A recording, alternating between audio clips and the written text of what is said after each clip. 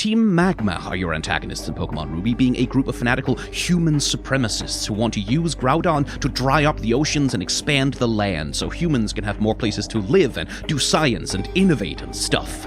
There's some Malthusianism to this, almost a gesture towards the peril of resource scarcity, and if you want to really stretch the interpretation, it sounds a bit like an early 20th century German political concept which is commonly called Lebensraum. My point is that in much the same way that Team Aqua as villains are an apocalyptic eco-terrorist doomsday cult, Team Magma's ridiculous cartoon villain plot is one of those things that becomes really dark the moment you think about it even a little bit beyond the surface. So, how does any of that translate into their character designs? Well, mostly it doesn't. In the original game, with its fairly restrained character design style, they just look kinda like people in weird hoodies. They've got a black and red color scheme sort of communicating the idea of lava and magma, and they have a mountain-shaped sigil on their shirts, and their hoods, interestingly, seem to be kind of designed to look like Groudon's head, which, okay, I guess. But like, these are supposed to be human supremacists, so why dress them up like a Pokemon? And more to the point, why not dress up Team Aqua to look a lot more like Kyogre? Neither team's character design really seems to try very hard at all to tell their story. The remakes do something more interesting with Team Magma, putting them in something less like hoodies and sweatpants and much more like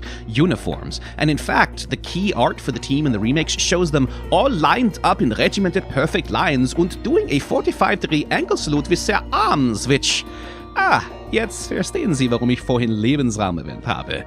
Oi. The ribbed undersuit of their uniforms now does do a much better job of evoking the idea of magma or lava, and they are now strict regimentation definitely does a better job of setting them up as the order and discipline faction against Aqua's piratical anarchy. Strict shirt civilization versus wild chaotic nature. I guess that works. They are more interesting than Aqua's basic pirate costumes, so they win that contest, but still, they just really don't do a good job of expressing their team's ideals or their wants or their plans or the narrative that they're supposed to play a part in.